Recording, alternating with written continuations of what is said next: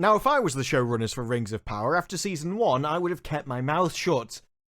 They're not that smart. That's how we get titles like Sauron will be like Walter White in season 2. We get them admitting that they changed canon just so they could fit a mystery box into season 1. And we get interviews with so many contradictions that I don't think they even understand their own show, or worse, I don't think they've written an objective reality for their show. I think they're so obsessed with being pretentiously artistic that they're letting the viewer decide the events of the actual show. And they don't even know what the truth is themselves. But if you want the most insane take up front, how about the One Ring causes people to throw parties? Look at Bilbo, who's been holding onto the ring for decades at this point. He's become this sort of emperor hobbit, right? What do hobbits love to do? They love to eat and have parties. He's now going to do the party to end all parties. I think that's because he has the ring. And then we had this introduction. Hello, is that really how the first 3 rings were forged? Metalwork has never been sexier. Alright, calm down, love. Halbrand's a looker, we get it. Or were you talking about Celebrimbor? I'm not sure. Get Sarah Shahi down here to work the forge in season 2, we'll call it even. But we'll start with one of the larger points, the big reveal of the finale. This is the official The Rings of Power podcast. I cannot believe Halbrand had me fooled the whole time. Sauron was hiding in plain sight. Oh, I can't believe it. No one saw that coming. Especially the actor, actually, as even when he was filming the series, he didn't know he was going to be Sauron. After filming episode 2 is actually when they told Charlie. That's got to be a surprise, hasn't it? After you've just filmed all the raft and you're like, oh, I've got to get with my girl Galadriel. Just like my girl Galadriel. My girl Galadriel. Yeah, I love Galadriel. Only to find out that you're the most evil person on Middle-earth. But of course, no one was actually trying to get Galadriel and Halbrand together. Were they? I fell for Halbrand's charms, just like my girl Galadriel. Tall, dark, and handsome, what could you do? Okay, she's just a podcaster, she's just a viewer. It's not like she's got any power in the show or any influence, right? It's not like she's Morfydd Clark Galadriel herself, is she? Also in this episode, we had more overt adult tension between Galadriel and Halbrand. Cosmic tension. We've literally got the actress of the show telling us what her character feels in that moment. He's like, I enjoy riding with you. I enjoy riding with you too. There was a lot of discussion between the actors. How would these two characters express, honestly, how they felt and were vulnerable together? It was terrifying to tell someone how you feel. And this isn't surprising. Anyone who watched the show would obviously pick up on the fact that they were definitely trying to get these two together. So with that in mind, it would be absolutely absurd if someone were to try and deny that that's what they were doing, wouldn't it? Welcome, Patrick. Hi, Felicia. And welcome, JD. Hi, Felicia. Good to be with you. After the battle for the Southlands in episode 6, he and Galadriel are sitting, just talking with each other. It's very, intimate, isn't it? The scene can be read as, oh my God, are we about to ship them? Yeah. And we're sure that some people will be shipping them from, moment one when they see them, but we weren't. These two might be the only people in history to have written a story which requires the two main characters to be romantically entangled for it to even make any sense in season 1, and then go, yeah, but we weren't shipping them, we promise, we weren't shipping them. What, did you write all of season 1 and then realize that it would probably be a mistake if we actually said that Galadriel was actually in love with the most evil person in Middle-earth, especially when we only remembered she had a husband in episode 7. Now, this podcast goes on for 50 minutes, so we're just going to hit the highlights. But there are a couple of themes that keep being repeated through it. The first is this incredibly pretentious attitude. Like, they think they're making fine art or writing Shakespeare. We're having a lot of highfalutin talk about, themes and resonances and connections and layers and all of this. Them acknowledging the other's power and that they're drawn to it. That's a much bigger, more cosmic thing than a romantic thing. Yeah. You talk about how everything led to this. I haven't really thought about this until now, but they have this big confrontation and conversation in the pilot. And then that conversation is sort of mirrored. I saw that. Cool, great. I'm glad. I don't think I did until just now. Oh, we're not doing anything so crass and base as a romance, even though we are.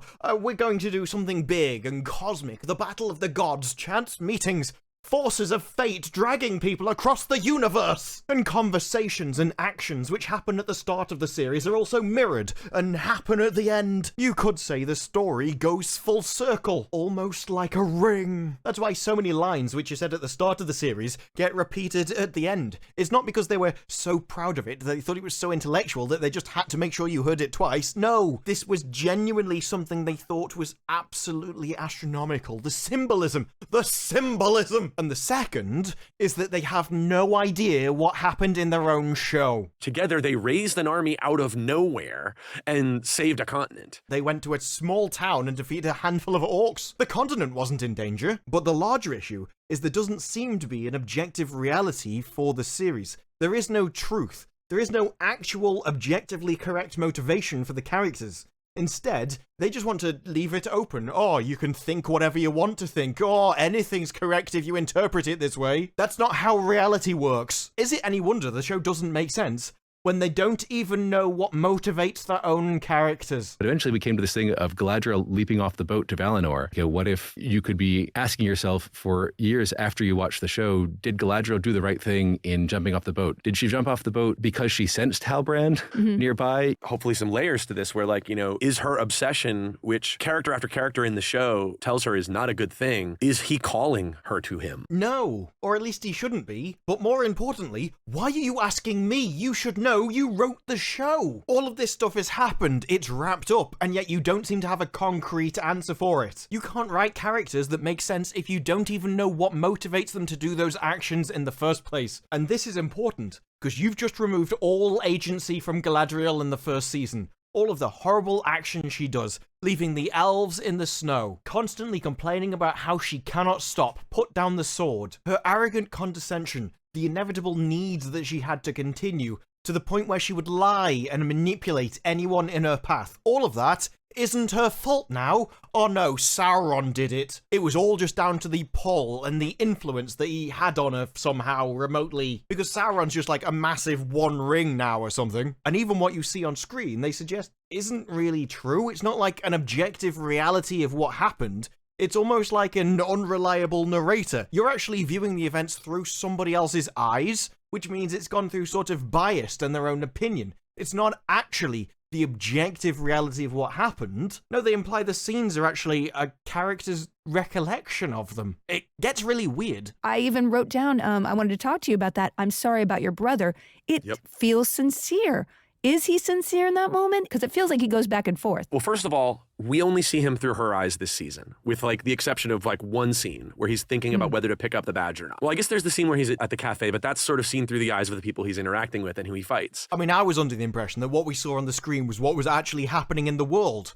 But apparently that's some kind of memories from a person or something. But there's also a good case to be made that every step of the way, he sees her as his ticket back to power. And he's playing hard to get her to dig in, to get her to do what he needs her to do. You can make a case. There's an argument that it might be this. Okay, but what actually is it? You wrote the show. You should know. But also, no, you can't make that argument. He very clearly just wanted to stay on Numenor and grill. He wasn't playing hard to get. Hard to get wouldn't have got him anywhere. And this directly contradicts what you said earlier about him drawing her to him. If he's drawing her to him, why when she arrives is she then playing hard to get? It's like saying if Frodo turned up in front of him with the ring and he's like, oh yes, I know, I've searched for this thing for thousands of years. But I just don't want it now. You can keep it, Frodo. And I think we liked the idea that there's an ambiguity there that to us seemed delicious and felt to us very Tolkienian. Oh yes, I'm sure everything you do to you feels Tolkienian. And I'm sure you got a reason to back that up, right? All of this springs from the text. Oh, it comes from the books, does it?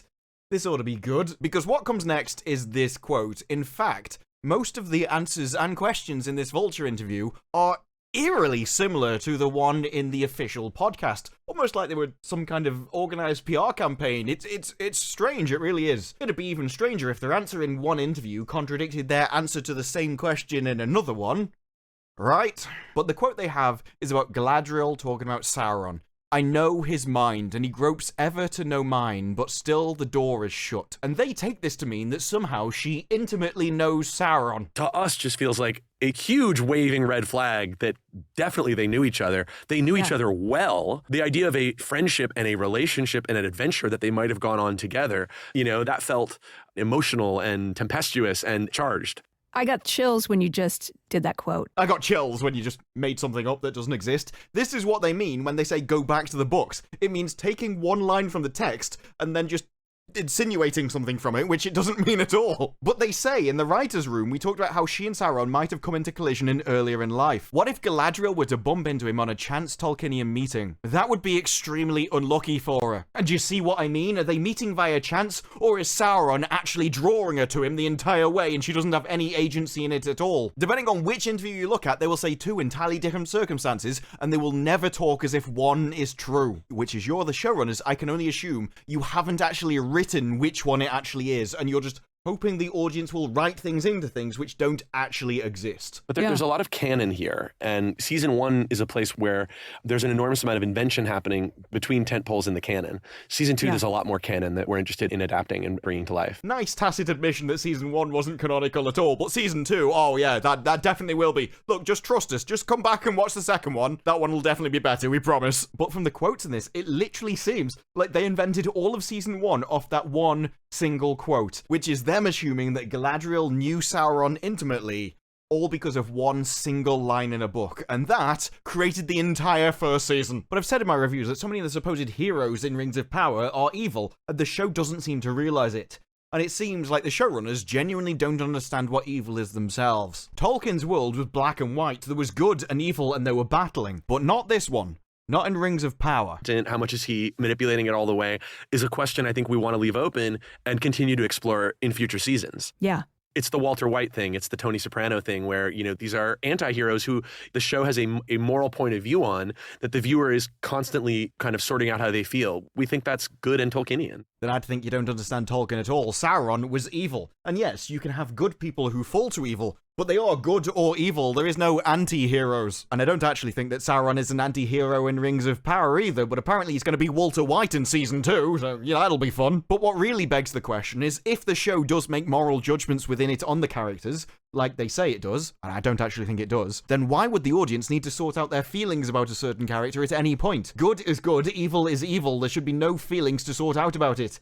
Unless you're trying for this moral grey area, which certainly isn't Tolkien. And these are people that said they always go back to the books, back to the books, back to the books, and yet season 1 wasn't canonical at all. And it gets worse when you find out the reason that they just decided for it not to be canonical. They said Sauron in the books comes to the elves as Anatar, the Lord of Gifts. And the reason they went against the canon in this part is because we were concerned that some of the audience would be ahead of the characters. So we wanted to preserve that experience for the book readers too. But there are more gifts to come. So I think we can assume that Anatar is going to be coming in the future, but they decided to take the books and what was actually physically written about were the events that had happened and threw it out because they didn't want people that had read the books to know what was coming. The point of an adaptation is you stick to the source material as much as possible, and yet these are people who think that the point of an adaptation is to entirely contradict what was originally written, just so the book readers wouldn't have had it spoiled in advance. And if all of this is true, and the reason why they changed it is because they didn't want Sauron to be obvious who it was, they didn't want the audience to know, they wanted them to be deceived and misled throughout the entire series until the big reveal, then why in the interview did they say this? We're really not about the big twist, the big surprise, the big shocker,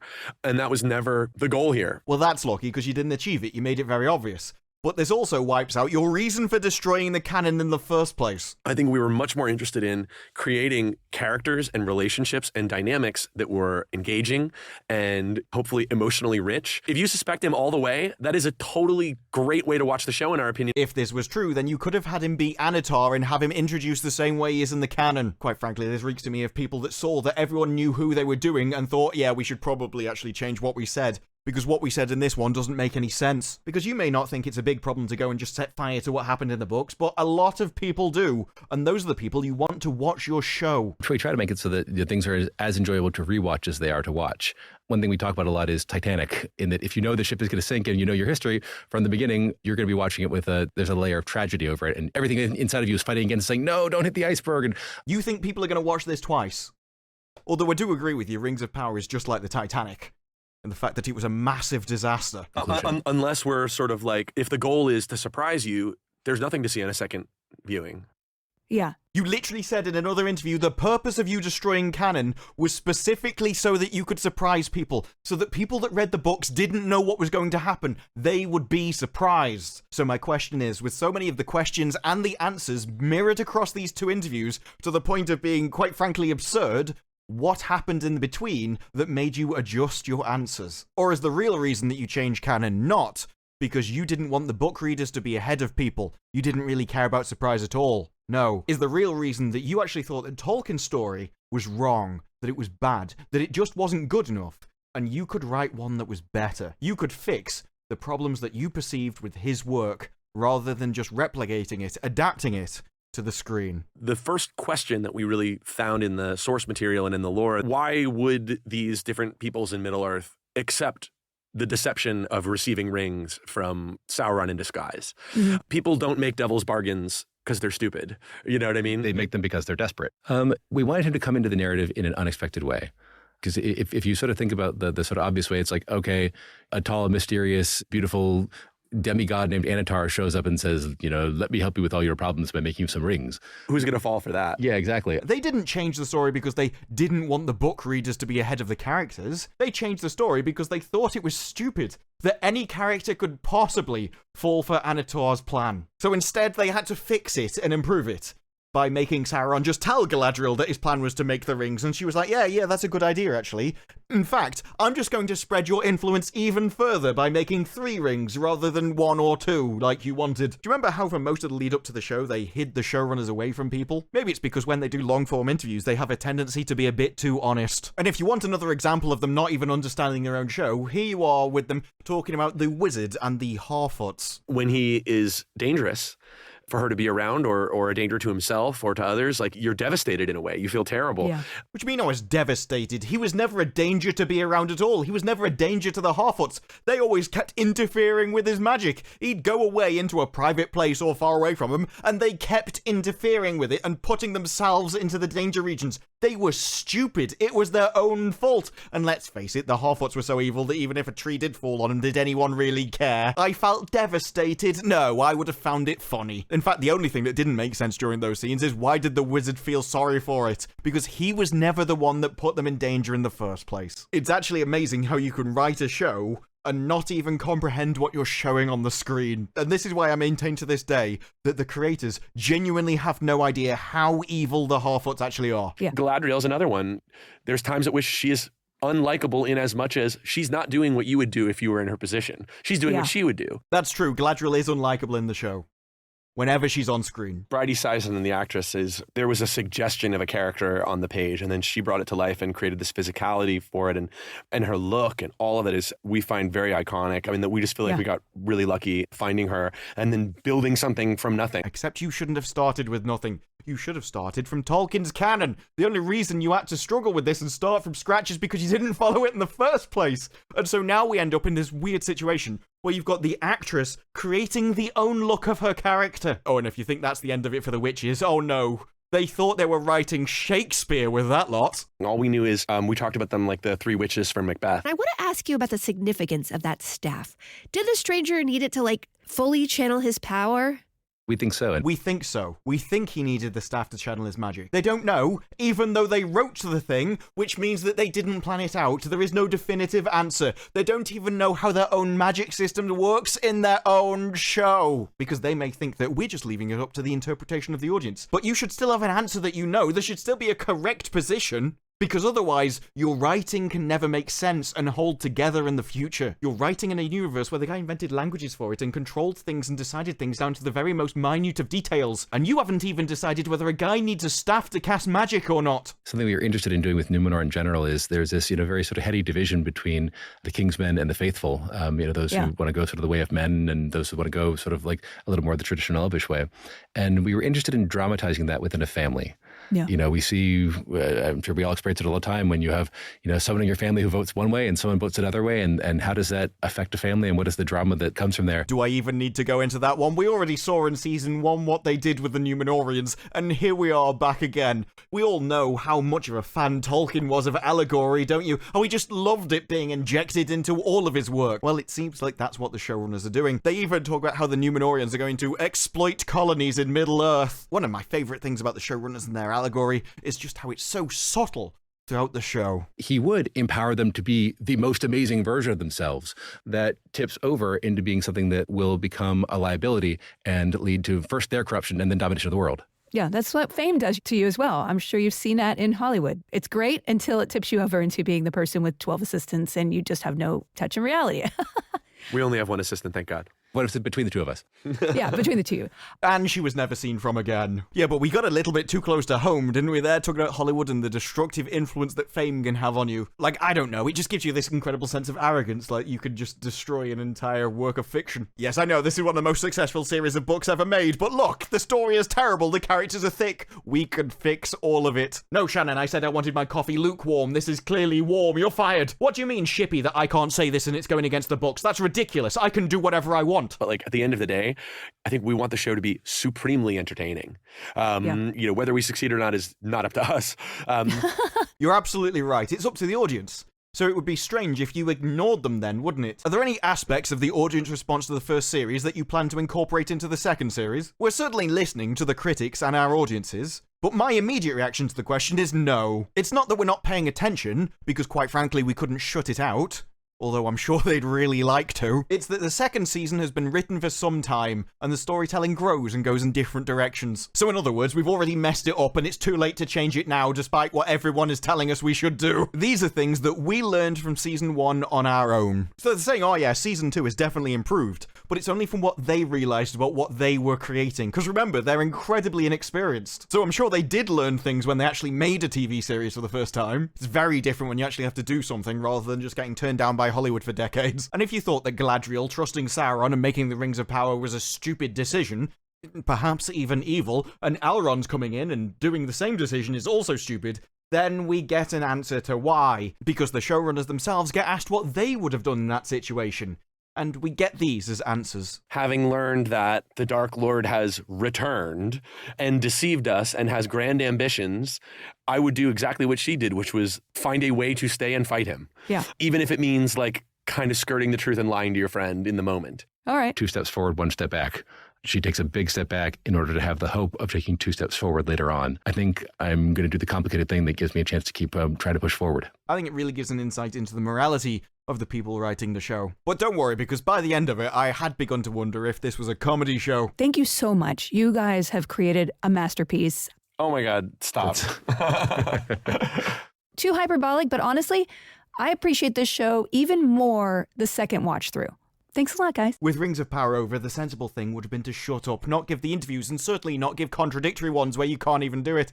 There are even more contradictions than this, but this was a long enough video as it was. What stood out is what they said in one interview was very different than what they said in the rest, which implies that one of them is wrong. When people are being honest, their answers generally stay the same, or at least they're kind of predictable, because even if they haven't thought about something before, their answers should spring from some kind of foundational principle, which should lead to the same conclusion. And yet that doesn't seem to be true for them. Their answers are either word for word identical, which is probably more PR training than anything else, or entirely contradictory. They showed a disdain for Tolkien's work, thought that they could improve it, which is why they ended up actually admitting they changed it, and yet simultaneously have written something where they don't seem to know the reason behind it. So there is no answer. They're leaving it up to the audience's interpretation, and everything is simultaneously correct, because they haven't decided one way or the other themselves. That doesn't strike me as a good writing strategy, and certainly not one that you can keep up for 5 seasons of just going, yeah, we just don't know the answer, mate, it's up to you, probably. But those are just my thoughts. Let me know what you thought of the interviews down below. Like the video if you like the video, subscribe. More videos like this in the future, and I will see you in the next one. Bye-bye.